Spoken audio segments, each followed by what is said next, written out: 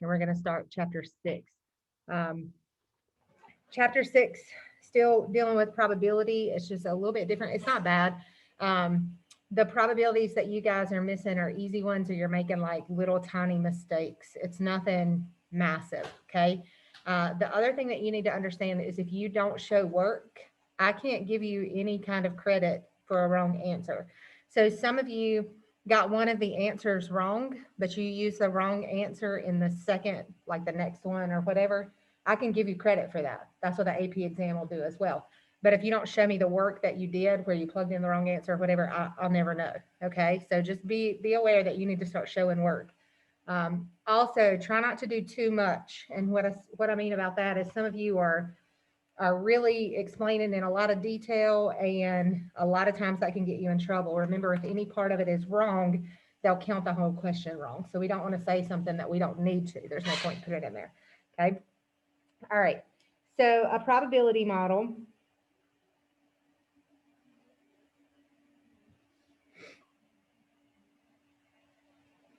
describes the possible outcomes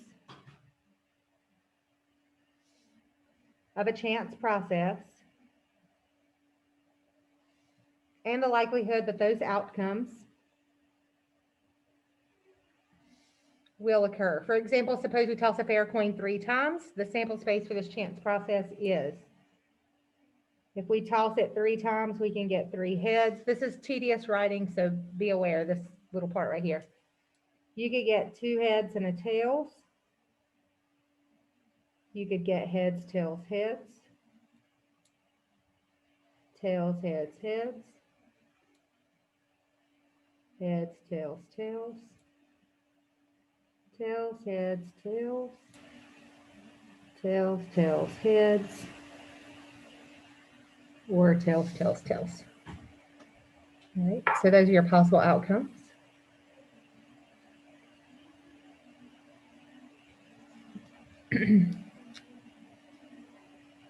Because there are 8 equally likely outcomes, the probability is 1/8 for each possible outcome. So we're going to define the variable x. You're going to be doing this a lot. Make sure you define your variables as the number of heads obtained.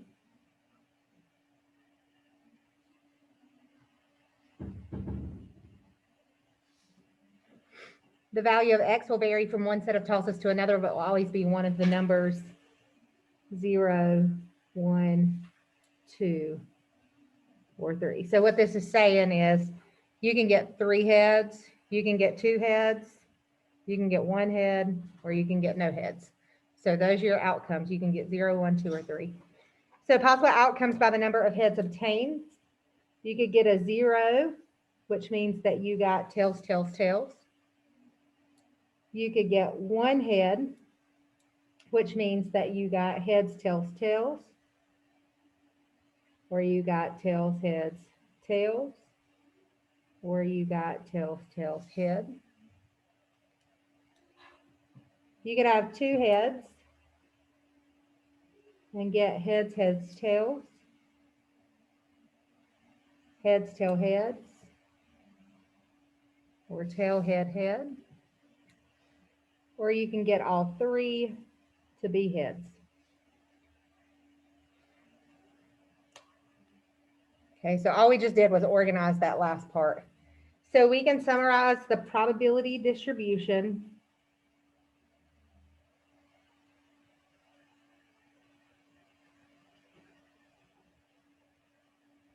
of x as follows.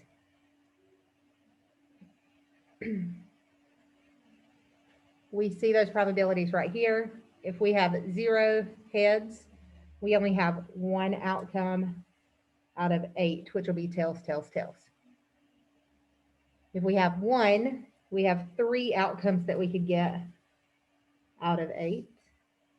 2 heads, also 3 out of 8. And 3 heads is 1 out of 8. How do you know it's a good probability model?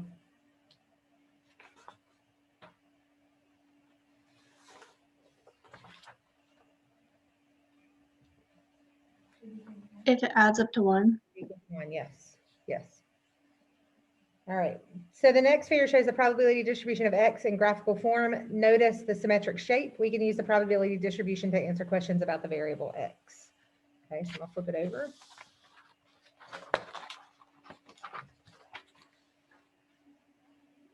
All right. So there's your distribution, 1 out of 8, 3 out of 8, 3 out of 8, 1 out of 8. What's the probability that we get at least one head and 3 tosses of the coin? In symbols, we want to find. You need to be able to write these symbols. They have to be there every single time. We want to find the probability that X is greater than or equal to 1. Greater than or equal to 1. So we get at least 1. That means we get 1 or more. We can add the probabilities to get the answer. So if we're trying to find the probability that X is greater than or equal to 1, that means we want the probability that X is 1, because that would be the equal to, plus, I didn't mean to put that parenthesis, X equaling 2, and X equaling 3, because both of those are bigger than 1. From the chart or from this graph, the probability of getting a 1 is 3/8. 2 of them is 3/8, and 3 of them is 1/8, for a total of 7/8. Or we could use the complement rule from chapter 5 to find the probability that X is greater than or equal to 1. We could just subtract the probability that X is less than 1 from 1. So that would be -1 minus the probability that X is 0, which is 1 minus 1/8, or 7/8. So it doesn't matter which way you find it, you do whatever is comfortable for you.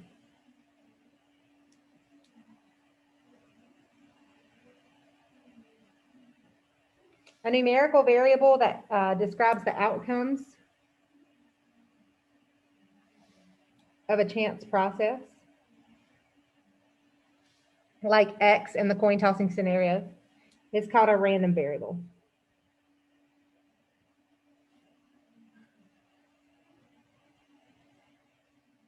The probability model for a random variable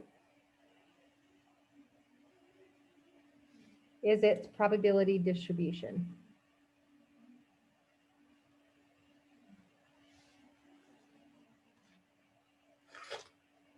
There are 2 main types of random variables corresponding to 2 types of probability distributions.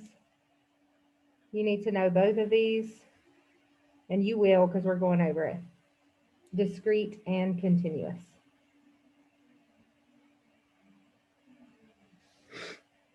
So we're going to talk about discrete first. We have learned several rules of probability.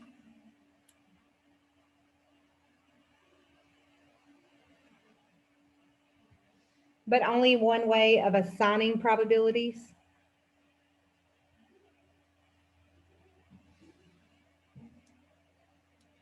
And that is to assign a probability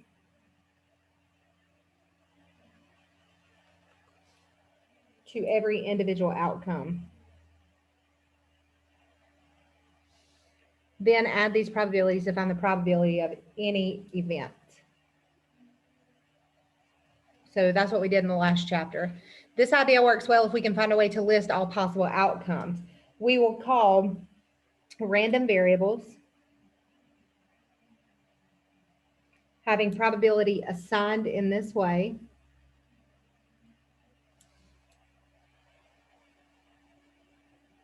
discrete random variables.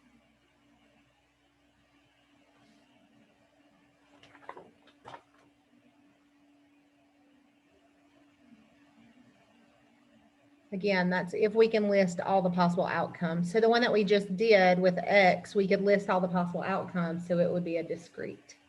Okay, it's kind of like truncating decimals and not, so the decimals that stop, like 1/2 is 0.5, it stops. But it's not like pi, which is continuous repeating. So we can't figure out what pi actually is. It just keeps going forever and ever, where 1/2 is 0.5 exactly. So that's the difference. All right. Read it. The probability distribution for a discrete random variable must have outcome probabilities that are between 0 and 1 and that add up to 1. So your definition again, a discrete random variable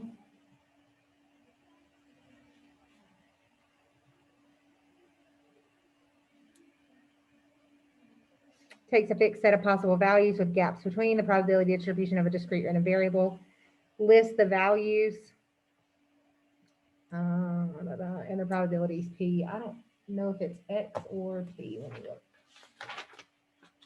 I don't know. Don't worry about it. And the probabilities P. Check it out. 2 separate notes here, different sets of notes.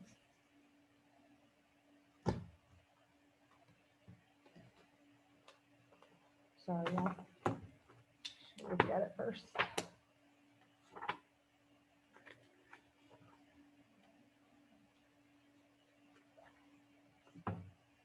All right. It is X.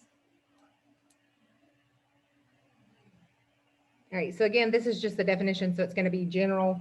Your value would be X1, X2, X3, and then so on and so forth. So like X to the N, whatever. And this would be probability 1, probability 2, probability 3, and then whatever through here.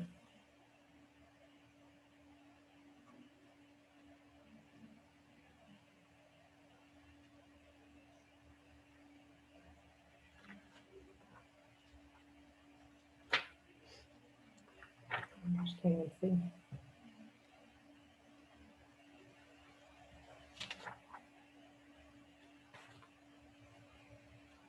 All right. The probabilities P must satisfy 2 requirements. One is every probability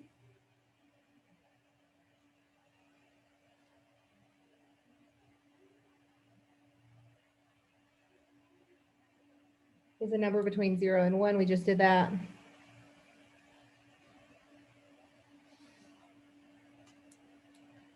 And then probabilities must add to 1.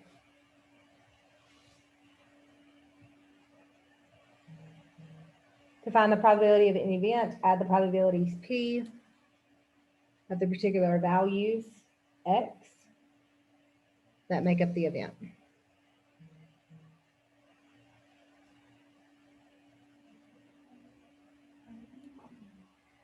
You good? Kill it. Is it big? Oh. Kill it. Oh, get it. Oh, it started running. Get it. You don't want it to go in your stuff? What if it came back the other way? Got in your stuff, put your book bag on? Yeah. All right. Sorry, we had some spider problems. Mary Kate fixed it. We're good. All right. The variable X in the coin tossing example is a discrete random variable.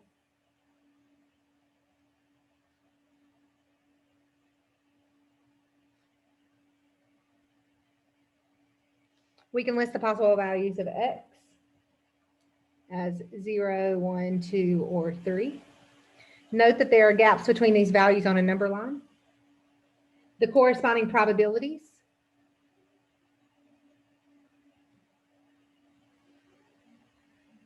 are all between 0 and 1. And their sum is 1/8 plus 3/8 plus 3/8 plus 1/8 equals 1. Here's an example of a discrete random variable that involves something a bit more serious than tossing coins. Okay.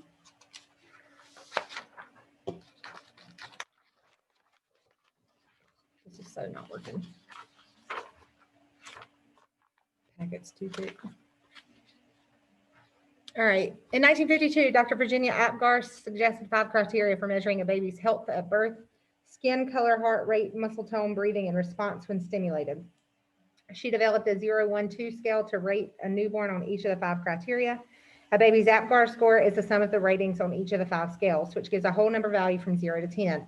Apgar scores are still used today to evaluate the health of newborns. What Apgar scores are typical? To find out, researchers recorded the Apgar scores of over 2 million newborn babies in a single year. Imagine selecting one of these newborns at random. That's our chance process. Define the random variable X to be Apgar score of a randomly selected baby for 1 minute after birth. The table below gives the probability distribution of X. So show that the probability distribution of X is legitimate. So how do we do part A? That's one way. Remember, it has to fit both criteria. So what was the first criteria? So they're all between 0 and 1.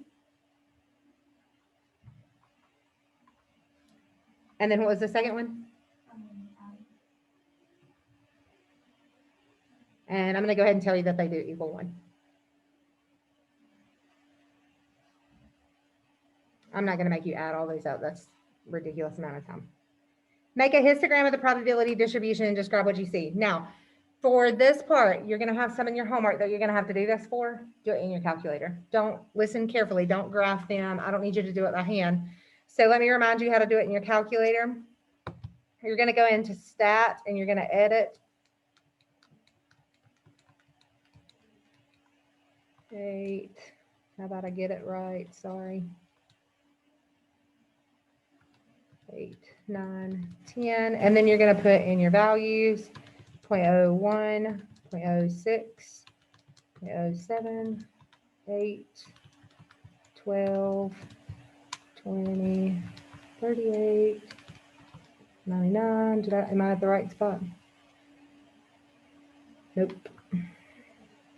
6 is, what did I screw up? 1, 2, 3, 4, 5, 6, 7, 8. 0.01, 6, 7, 8, 12, 20. Well, that's supposed to be fair. I know. What did I, but it's, oh, right there. Hold on. Let's get all this stuff out. 1, 6, 7. Oh, I didn't put zeros in. Never mind.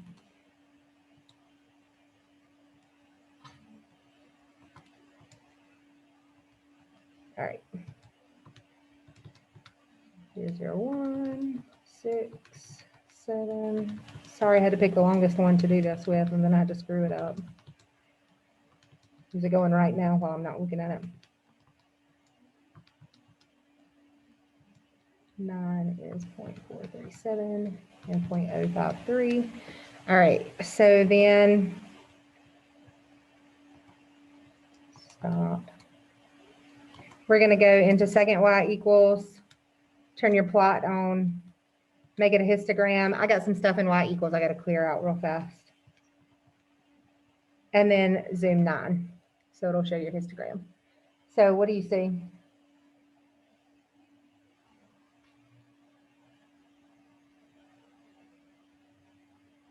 What do you see?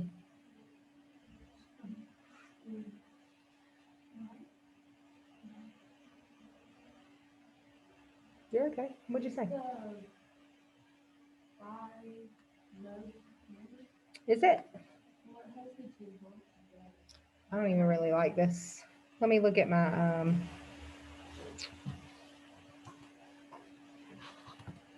let me look at my stuff real fast. Frequency. This is why. Oh my gosh. Stop being weird.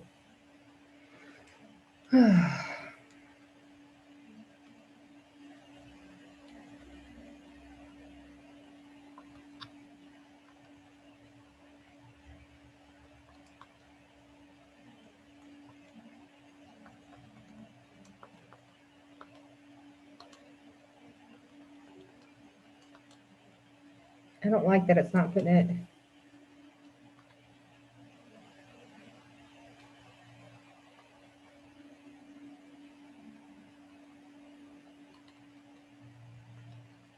I'm don't like that it's not putting it in.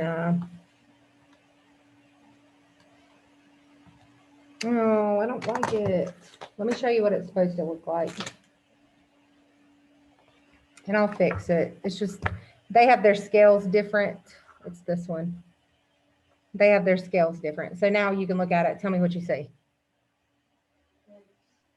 The majority of babies are between like 8 and Mhm. 9. Remember, like shape, center spread, outliers, anything like that. So what's your shape? Left skewed. Okay, is everybody good with that? Left skewed? Because tail's on the left. Unimodal. Unimodal. Where does it look like your center is?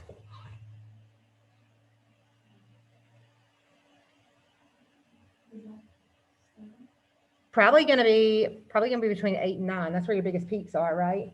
Could be 7 because of all the other stuff in front of it, which is fine. We're just guessing. It's just an estimate. And then what else did you say? You already said it. Most of the values fell between what?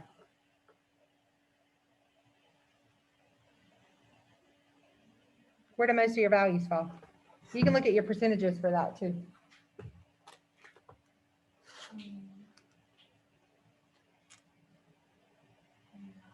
Yeah, I think they say between 4 and 10, but it doesn't matter. It's not a huge deal. Okay. So we're going to go over it again. You guys saw it. Your shape was left skewed. If you want to put that it's unimodal, you can. That's not, I mean, it's up to you. They're not going to count off for you not putting it. Sorry, y'all. I gotta get this back on track. Left skewed unimodal. The center, and I'll go ahead and tell you that the median is 8. Why did we use the median? Because it's skewed. Remember that. So if it's skewed, remember we use the median.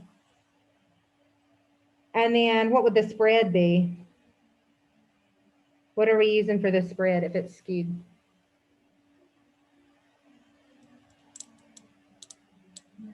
The range or the IQR, either one. So the range is 0 to 10, and it says most data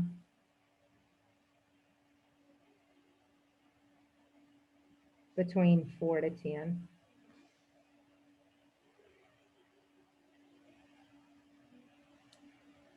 All right, so then what? This is just, B is just review. Okay, so don't flip out about that. That's just review. A is just telling you if it's a good probability model or not. And then C says doctors decided that APGAR scores of 7 or higher indicate a healthy baby. What's the probability that a randomly selected baby is healthy? So we need to define it. The probability what?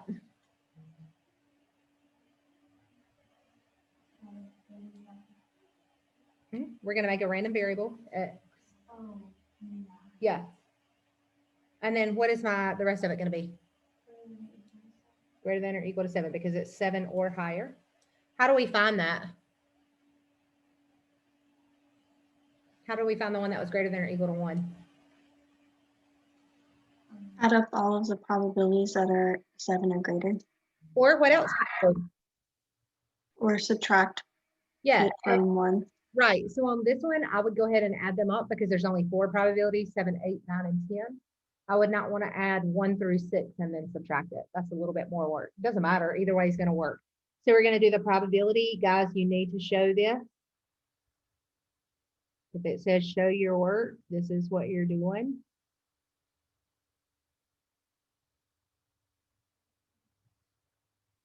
I'm going to work on that histogram for you guys. It's making me mad right now. And then we're going to add them up. Probability X is 7 is 0.099. Watch your decimals here. Watch your decimals. 0.319, 0.437, 0.053. And I'll go ahead and tell you that gives you 0.908. So what does this mean?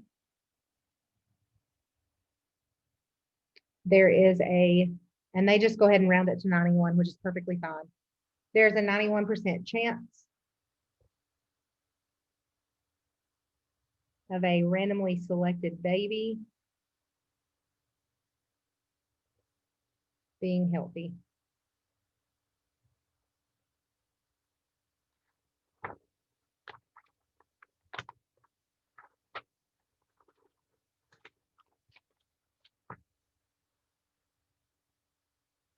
Everybody good? All right. Note that the probability of randomly selecting a newborn whose APGAR score is greater than or equal to 7 is not the same as the probability that the baby's APGAR is strictly greater than 7. The latter probability is. So what it's showing you is if we make it look like this, we can't include 7. We can only do 8, 9, and 10. And that's a difference of like 0.1. So 0.809 is what you're going to get there. The outcome x equals 7 is included in the greater than or equal to and is not included in just greater than. Be sure to confirm the values of interest when dealing with discrete random variables. So just be careful. Watch what you're doing. All right, so we're going to do the same thing. You're going to check how good you are, okay? North Carolina State University posts the grade distributions for its courses online. Students in Statistics 101 in a recent semester received 26% A's, 42% B's, 20% C's, and 10% D's, and 2% F's. Choose a Statistics 101 student at random. The student's grade on a 4-point scale with A equals 4. It is a discrete random variable X with the probability distribution. All right, so say in words with the meaning probability X is greater than or equal to 3 is, and what's the probability? You have to do this in your homework. What's this mean? Probability greater than or equal to 3 in context of the problem.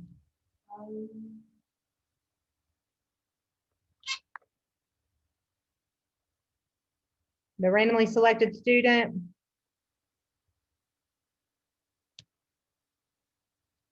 greater than 3. That means he got a 3 or a 4. What's that mean? An A or a B.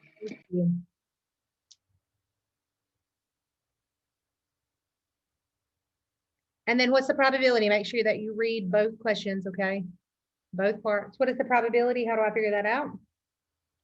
The probability that X is greater than or equal to 3 is the probability of X equal to 3 plus the probability of X equal to 4.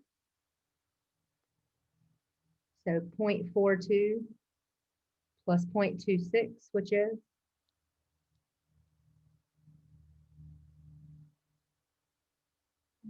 Thank you. 0.68. All right, number 2. Write the event the student got a grade worse than a C. Worse than a C in terms of values of the random variable X. So start there. So we're doing probability of X worse than a C. Less than 2. How would I figure that out?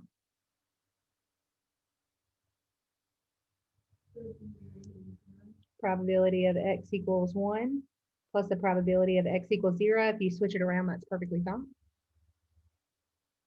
0.02 plus 0.10 is 0.12. So again, that was number 2. Number 3, I'm going to go ahead and show you the shape. This one's easier because it's only 4. So 0.1, 0.2, 0.3, 0.4. I will in just a second, if you don't mind. Sorry.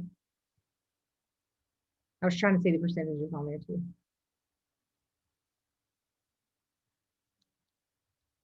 So this is 0, 1, 2, 3. I have to make it a little bit longer for 4. The chance they got a 0 was 0.02, which is going to be like down here. A 1 is 0.10. Sorry, I ended that too soon. 2 is 20.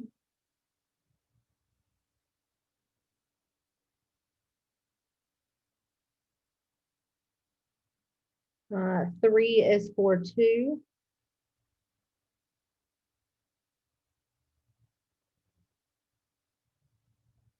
And 4 is 2.6. So these are just really quick sketches, nothing crazy. Remember shape, center, spread. What's your shape? Oh, also don't forget that this needs to be labeled if you make it. So grade And this would be probability.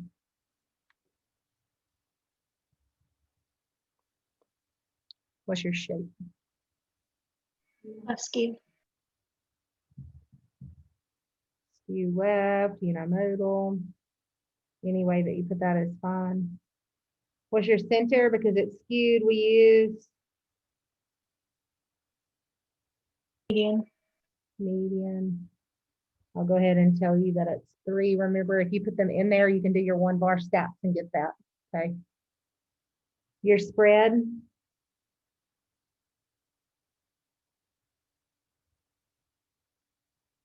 What's your spread?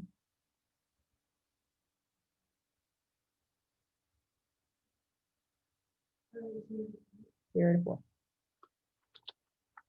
Yep.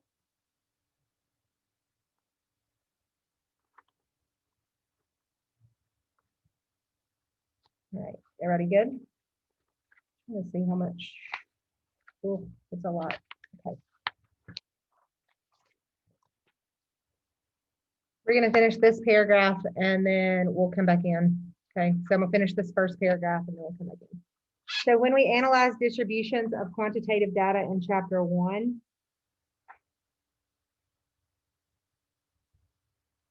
we made a point to discuss their shape, center, and spread.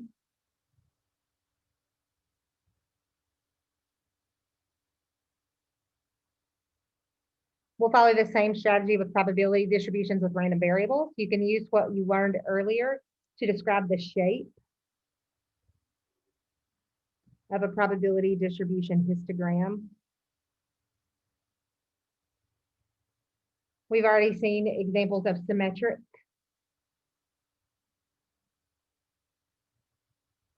The number of heads in 3 coin tosses, and left skewed. And we didn't really look at the one for the tosses.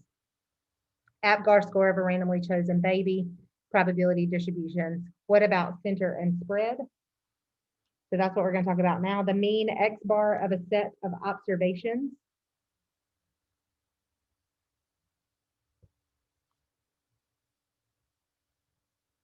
Is their average. The mean, remember we used mu of X, of a discrete random variable. If you need to write that, write it. DRV. X is also an average of the possible outcomes or possible values of X, but with an important change to take into account the fact that not all outcomes may be equally likely.